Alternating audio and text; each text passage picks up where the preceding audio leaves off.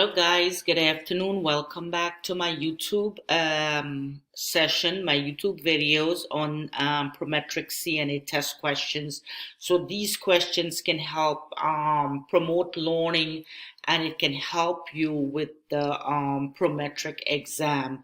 So again, if you like these types of videos and you like these types of content, kindly subscribe to my YouTube channel. Please give this video a thumbs up and please drop your comments below on other videos you would like me to actually create for you. So I have a few questions here.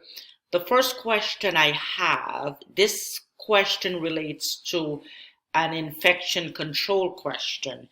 A resident has a urinary catheter connected to the drainage bag. Which action by the nurse's aide demonstrates competency?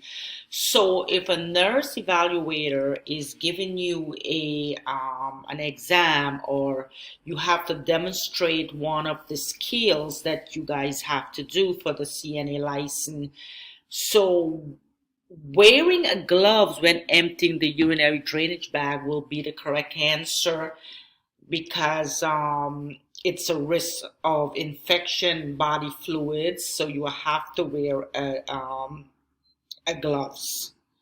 So it's not hanging the urinary drainage bag higher than the level of the resident bladder, because that'll cause urinary stasis and cause urine to back up into the urethra, causing a cystitis. So it wouldn't be A. Use the measurements on the drainage bag to measure the urine output. Raise the bed to the highest position for better urine drainage. Actually, you have to lower the bed, so you would have to have the bed in the lowest position in order to decrease the height that you're going to empty the urinary drainage bag, so it doesn't cause spilling. So D will be the correct answer for question 1. Question 2, a resident who is in isolation needs temperature taken several times a day. Where is the appropriate place for the thermometer to be kept? On the nurse's station? No. On the isolation cart outside the resident's room? In the dirty utility room? No. So it will be in the resident's room, because that will minimize this the infection to be right into the room that the patient is in, and not having this piece of equipment in the nurse's station, because you're promoting the spread of the infection. Okay, in the resident's room, that will be the correct answer for question 2. Let's look at another question here. I have, which foods are found in high protein diet? Pasta and rice, meats and eggs, fruits and vegetables, whole grains and milk products. So it will be meat and egg. That's a high protein diet. B as in boy will be the correct answer for question 3. Question number 4. A resident likes to eat breakfast in the dining room with other residents. The resident is slow when getting dressed each morning, so the resident friends are often leaving when the resident gets to the dining room. The nurse's aide should A, set out clothing that the resident can dress in more quickly, dress the residents to make sure that the resident gets breakfast early, is to ask if there is any help the resident would like in the morning, because sometimes they need extra help. So you want to give them that autonomy to ask if there is help they need in the morning time. Remind the resident that the friend will also be activities later. So C will be the correct answer for question number 4. Guys, these questions are not that difficult. You can get it if you actually spend some time and think about it. It's not that difficult to grasp these questions. It's just needs you to think critically. Think about the question before you even make a choice. Question 4, we did that. Let's look. I think I have another question here. Okay, here is question 5, guys.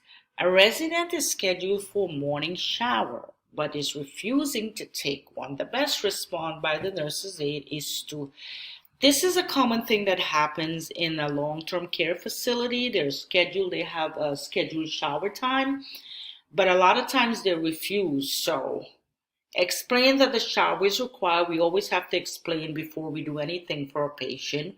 Try to motivate the resident by collecting clothing and supply. Ask if the resident has another preference bathing today. Okay, let's say they were scheduled for the shower in the morning time and they refuse it. You can give them other options like in the afternoon time, because remember, the long-term care facility, they have nurses aid around the clock, 7 to 3, 3 to 11, 11 to 7. So they're scheduled for morning and they're not up to taking it in the morning. You can give them options. If they like it in the afternoon shift, you can reschedule it for them.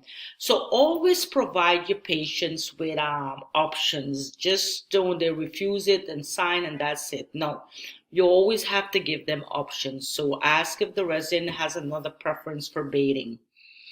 So guys, these questions are not that difficult.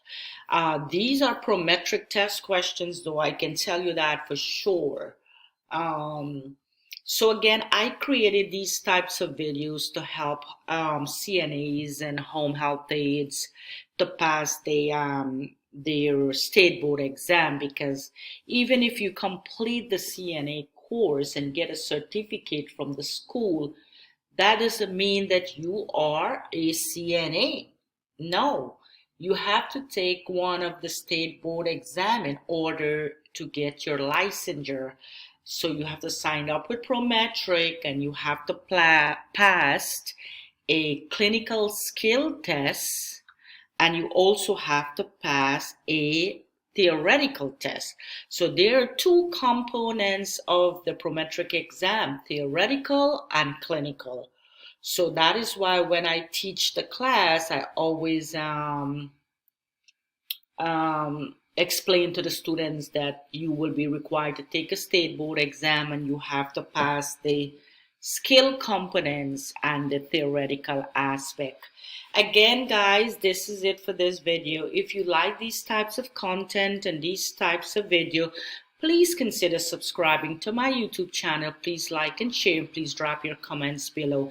Thanks for watching. Bye for now.